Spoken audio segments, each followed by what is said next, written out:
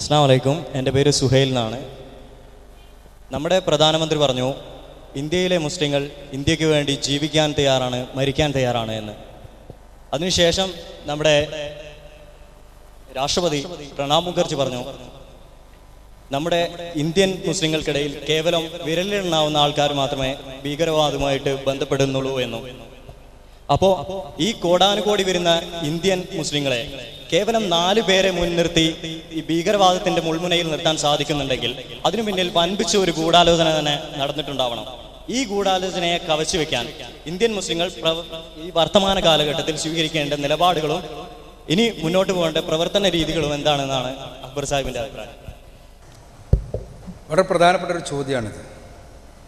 കാരണം മുസ്ലിങ്ങൾ ഭീകരവാദികളല്ലാതിരുന്നിട്ടും മുസ്ലിങ്ങൾ ഭീകരവാദികളാണ് എന്ന് വരുത്തി തീർക്കുന്നതിൽ എന്തോ കാര്യമായ പ്രവർത്തനം നടന്നിട്ടുണ്ട്. അതിനെ കവച്ചു വെക്കുവാൻ എന്താണ് മാർഗം?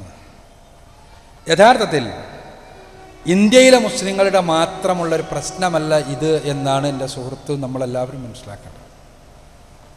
ഭീകരവാദം എന്നുള്ളതൊരു മുസ്ലിം പ്രതിഭാസമാണ് എന്ന് അന്താരാഷ്ട്ര തലത്തിൽ തന്നെ വരുത്തി തീർക്കുന്നതിൽ സാമ്രാജ്യത്വം വിജയിച്ചിരിക്കുന്നു നല്ലൊരു പരിധിവരെ. അതാണ് നേരത്തെ എൻ്റെ സുഹൃത്ത് സൂചിപ്പിച്ച കാര്യങ്ങളുടെ എല്ലാം പശ്ചാത്തലം, അടിസ്ഥാനപരമായ പശ്ചാത്തലം അതാണ്. അമേരിക്ക എന്നുള്ള രാജ്യം ആ രാജ്യത്തിൻ്റെ കേവലമായ നിലപാടുകളോ അല്ല, മറിച്ച് അന്താരാഷ്ട്ര തലത്തിൽ തന്നെ മുസ്ലിം പേടിക്കേണ്ട, മുസ്ലിമിനെ ഭയപ്പെടേണ്ട, സംശയിക്കപ്പെടേണ്ട വ്യക്തിത്വമാണ് മുസ്ലിമിൻ്റേത് എന്ന് വരുത്തി തീർക്കുന്നതിൽ വിജയിച്ചിരിക്കുന്നു ഇസ്ലാം വിരുദ്ധമായ ശക്തികൾ ഒരു പരിധിവരെ.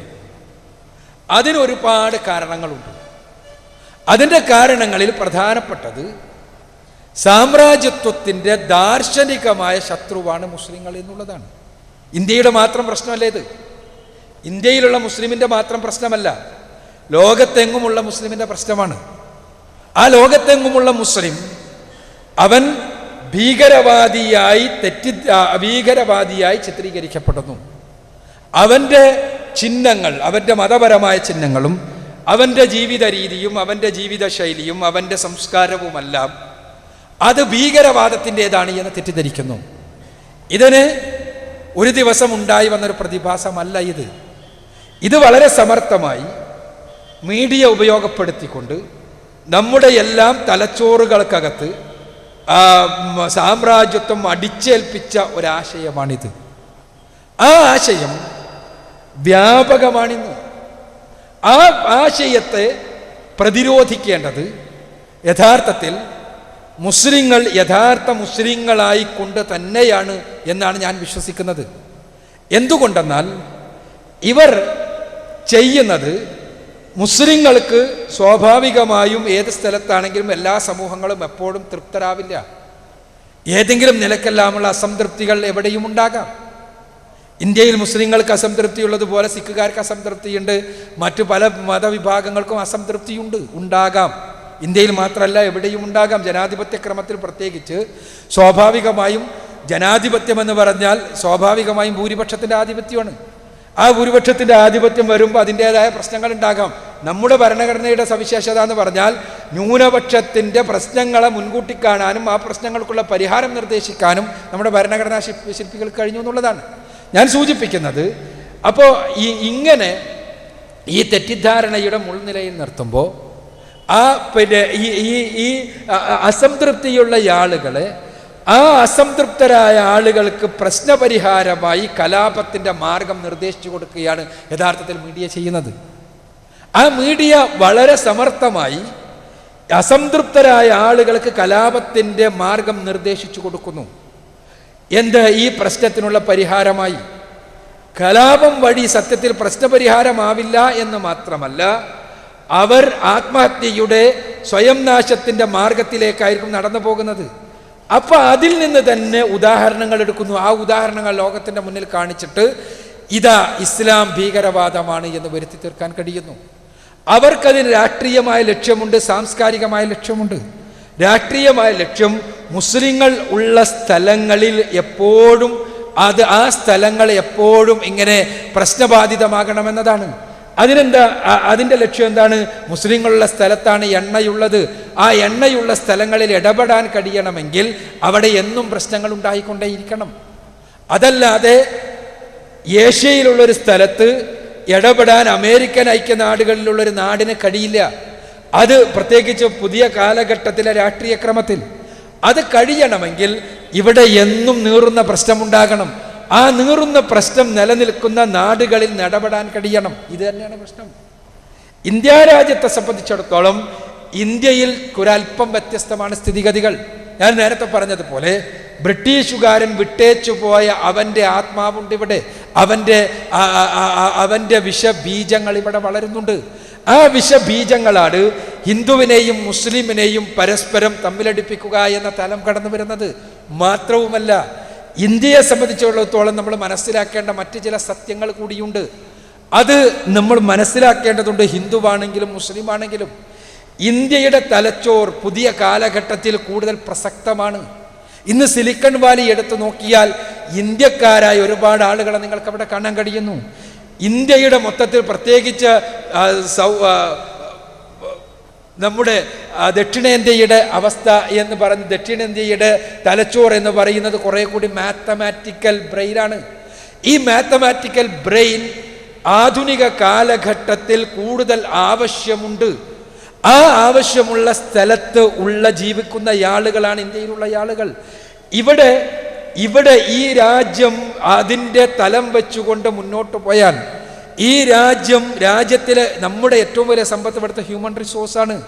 ഹ്യൂമൻ റിസോഴ്സ് വലിയ അപകടമാണ് എന്ന് വരുത്തി തീർക്കുന്നതായിരുന്നു കഴിഞ്ഞ നൂറ്റാണ്ടിലെ പ്രചാരണങ്ങൾ. നിങ്ങൾക്കറിയാം, പോപ്പുലേഷൻ ബോംബാണെന്നും പോപ്പുലേഷൻ എക്സ്പ്ലോഷനാണെന്നും പോപ്പുലേഷനാണ് വലിയ പ്രശ്നം എന്നും ആളുകളുടെ എണ്ണം കൂടിയാൽ അതിനെ നശിപ്പിക്കാനുള്ള മാർഗം എന്താണ് എന്നും നമ്മളെ പറഞ്ഞു പഠിപ്പിക്കുകയായിരുന്നു സാമ്രാജ്യത്വം കഴിഞ്ഞ നൂറ്റാണ്ടിൽ. പക്ഷേ ഇന്ന് നമ്മൾ തന്നെ അനുഭവത്തിൽ നിന്ന് പഠിച്ചു, ചൈനയുടെ അനുഭവത്തിൽ നിന്ന്, പോപ്പുലേഷൻ എന്നത് ഒരിക്കലും രാജ്യത്തിൻ്റെ പുരോഗതിക്കെതിരല്ല എന്നും പോപ്പുലേഷൻ കൂടുന്നതാണ് രാഷ്ട്രത്തിന് നല്ലത് എന്നുമുള്ള കാര്യം. ഹ്യൂമൻ റിസോഴ്സാണ് ഇന്ത്യയുടെ ഏറ്റവും വലിയ റിസോഴ്സ്. അത് വേറൊരു വിഷയമാണ്, ഞാനത് വിശദീകരിക്കണില്ല. ഈ ഹ്യൂമൻ റിസോഴ്സിനെ നന്നായി പ്രോഗ്രാം ചെയ്ത് കഴിഞ്ഞാൽ, നന്നായി ആസൂത്രണം ചെയ്ത് കഴിഞ്ഞാൽ ലോകത്തിൻ്റെ തന്നെ സാമ്പത്തിക നെറുകയിലെത്താൻ ഇന്ത്യ രാജ്യത്തിന് കഴിയും. ഇന്ത്യ രാജ്യത്തിന് അത് കഴിയും. കാരണം ഇന്ത്യയുടെ ഹ്യൂമൻ റിസോഴ്സ് ആ രൂപത്തിലുള്ളതാണ്. ഇന്ത്യയുടെ ബ്രെയിൻ മാത്തമാറ്റിക്കൽ ബ്രെയിനാണ്. അത് കഴിയരുത് ഇന്ത്യ രാജ്യത്തിന് എന്ന് വിചാരിക്കുന്ന ആളുകളാണ് ഇന്ത്യയിൽ എന്നും കലാപങ്ങൾ നിലനിൽക്കണമെന്ന് ആഗ്രഹിക്കുന്നത്, ഇന്ത്യയിൽ എന്നും പ്രശ്നങ്ങൾ ഉണ്ടാകണമെന്ന് ആഗ്രഹിക്കുന്നത്, ഇന്ത്യയിൽ എന്നും ഈ കലാപങ്ങളും പ്രശ്നങ്ങളും അതിൻ്റെ പരിഹാരവുമായിരിക്കണം നമ്മുടെ ചിന്തകളിൽ എന്ന് ചിന്തിക്കുന്നത്. അതിന് പകരം നമ്മുടെ രാജ്യത്തെ രാജ്യം പുരോഗമിക്കുക എന്ന് പറഞ്ഞാൽ നമ്മളെല്ലാവരും പുരോഗമിക്കുകയാണെന്നാണ് എൻ്റെ അർത്ഥം. ഈ രാജ്യത്തെ അതുവഴി രാജ്യത്തിലെ പൗരന്മാരെ പുരോഗതിയിലേക്ക് നയിക്കുന്നതിനെക്കുറിച്ച് ചിന്തിക്കാൻ കഴിയുന്നൊരവസ്ഥയാണ് ഉണ്ടാവുക ഇവിടെ ശാന്തമായ അന്തരീക്ഷം ഉണ്ടാവുകയാണെങ്കിൽ. അപ്പോൾ ഇവിടെ എന്നും കലാപങ്ങൾ നിലനിർത്തേണ്ടത് ഈ നാട് ഉയർന്നു വരാൻ പാടില്ല എന്ന് വിചാരിക്കുന്നവരുടെ ലക്ഷ്യമാണ്. അതിനെന്ത് ചെയ്യുന്നു? അതിന് ബ്രിട്ടീഷുകാരന് ഇവിടെ ഉപേക്ഷിച്ചു പോയ വിഷവിത്തുകളെ ഉപയോഗപ്പെടുത്തുന്നു. അതിന് നേരത്തെ പറഞ്ഞതുപോലെയുള്ള സംഘടനകളെ താത്വികമായി ഉപയോഗപ്പെടുത്തുന്നു.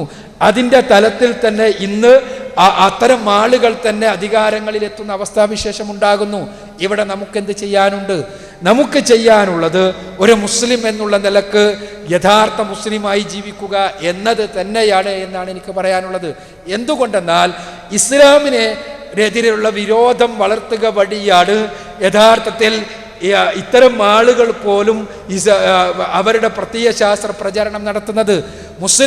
ഇസ്ലാം അത് അപകടകാരിയാണ്, മുഹമ്മദ് നബി, പരിശുദ്ധ ഖുർആൻ അതെല്ലാം അപകടകരമാണ് എന്നുള്ള ചിന്തയാണ് വളർത്താൻ ശ്രമിക്കുന്നത്. വളരെ ബോധപൂർവം തന്നെ, വളരെ ആസൂത്രിതമായി തന്നെ ഹിന്ദുക്കളായിട്ടുള്ള ബുദ്ധിജീവികളുടെ ഇടയിൽ പരിശുദ്ധ ഖുർആനെയും ഇസ്ലാമിനെയും മുഹമ്മദ് നബിയെയും എല്ലാം തെറ്റിദ്ധരിപ്പിക്കുന്നതിന് വേണ്ടിയുള്ള പരിശ്രമങ്ങൾ നടക്കുന്നു. ആ പരിശ്രമങ്ങൾ നടക്കുമ്പോൾ നമ്മൾ യഥാർത്ഥത്തിലുള്ള ഇസ്ലാമിൻ്റെ ചിത്രം അവർക്ക് അവതരിപ്പിച്ചു കൊടുക്കണം. അങ്ങനെ അവതരിപ്പിച്ചു കൊടുക്കുക വഴി തന്നെ ഈ വെറുപ്പിൻ്റെ തലത്തിൽ നിന്ന് ഒരുപാട് അവരുടെ മനസ്സുകളെ താഴേക്ക് കൊണ്ടുവരാൻ കഴിയും ഒരു തലം.